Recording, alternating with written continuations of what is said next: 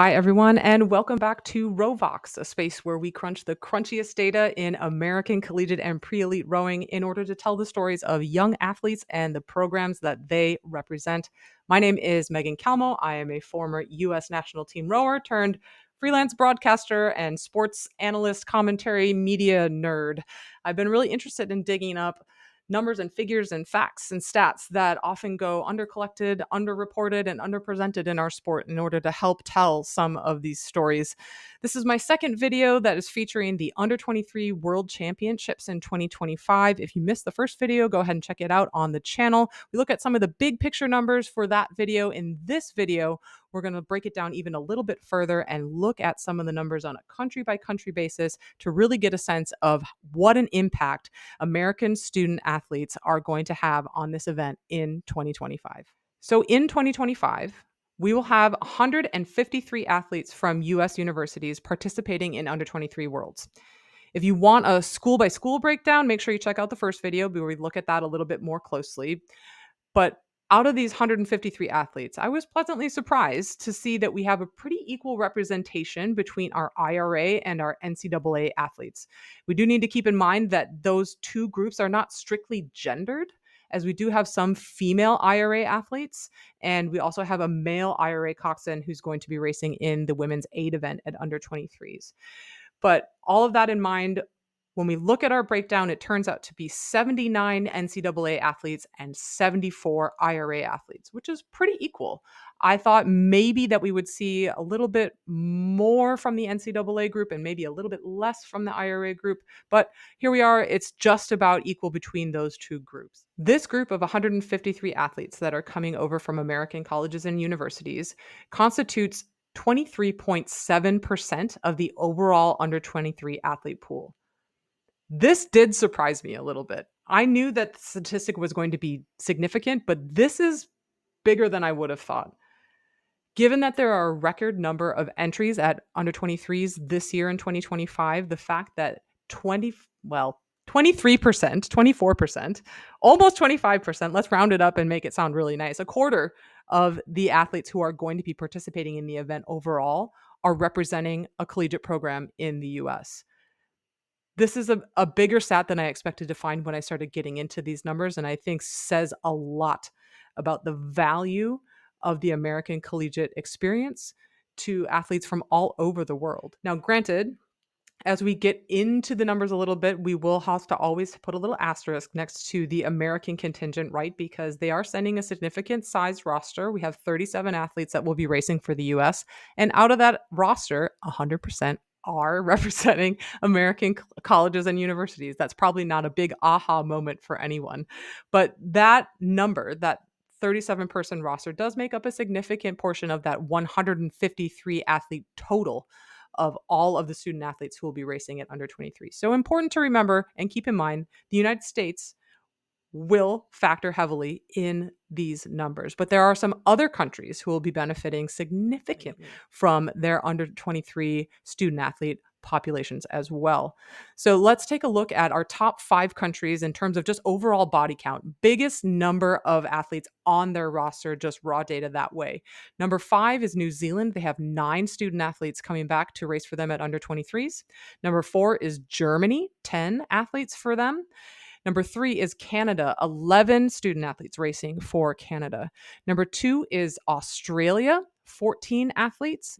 And then probably not going to blow anyone's hair back with this stat. Number 1, Great Britain with 28 athletes on their roster representing American colleges or universities.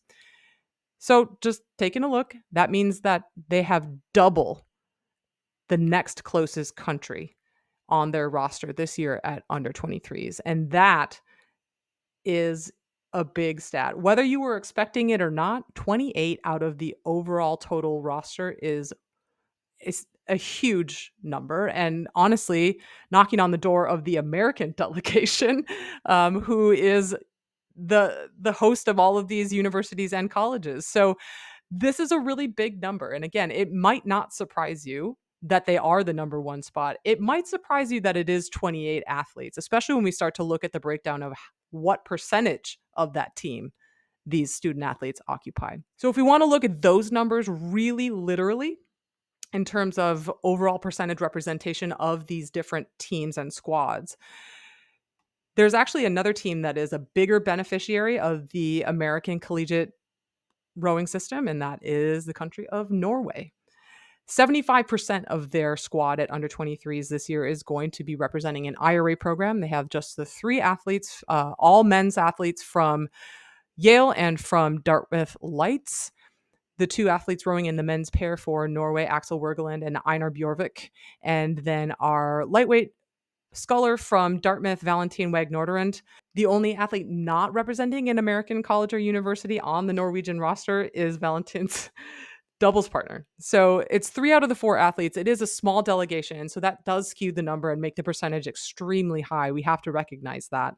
So Norway, obviously a big beneficiary if you look at it in that lens. But if you're not a literalist and you're willing to apply some context to the numbers, it's hard to deny that the real winner here isn't Great Britain. The 28 athletes that they're bringing on this trip are out of a total of 42. So that is a staggering 67% of their under 23 squad. This is a number that we cannot overlook because with this kind of volume, it means that American collegiate athletes will play a role in every single open weight boat class for Great Britain except the men's single. And that's because they do not have an entry in the men's single. So we could probably do multiple episodes dedicated solely to this topic and this relationship, but we have other things to look at. So we're going to move on to the next closest nation on this chart, which is Canada, bringing 11 out of their 18 total athletes from US collegiate programs. So just about 61%. So not far off of the percentage that we're seeing with the GB squad, but it's a significantly smaller squad. Again, only 18 athletes for Canada. So a pretty modest sized team, many of whom will be doubling up though. So this is not for nothing. And this will definitely be a group to keep an eye on once racing gets underway because they will be doing a lot of racing per athlete, despite it being a small squad.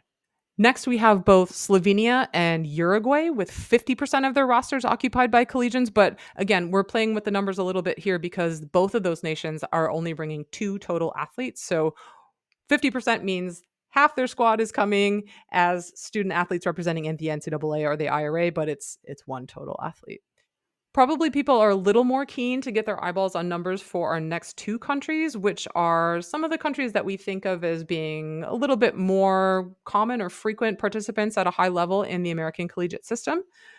And that is New Zealand, next on the list with 9 of their modest 20 athlete squad, so about 45% of their team, American collegians, and Australia with 14 of their very large 41 athlete squad, right at about 34%.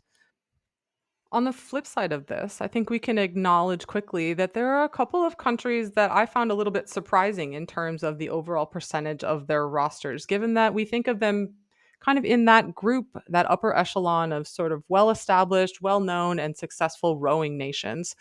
The first one that stood out to me was Team Germany. They do have decent representation of American collegians on their squad. They were in that top 5 in terms of overall numbers. But their total roster that is going to under 23s this year is 51 athletes. So just 10 collegians out of 51 means that they're at about 19.6%. So significantly lower than some of our other big rowing nations that we've covered already in the video. The second outlier for me was Team Italy.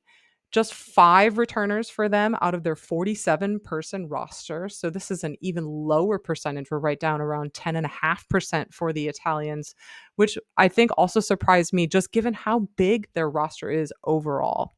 The last outlier for me was Team Poland. So just 2 IRA athletes for Team Poland out of their 33-person roster, which again was a little bit of a surprise for me. One of the lower percentages at just 6%. That wraps it up for our second video where we're diving into the numbers of the 2025 Under 23 Rowing World Championships. In our next video, we'll break things down even a step further and take a look at all of our boat classes on a case-by-case basis to see just where these student athletes are going to have the biggest impact. See you next time. Ciao.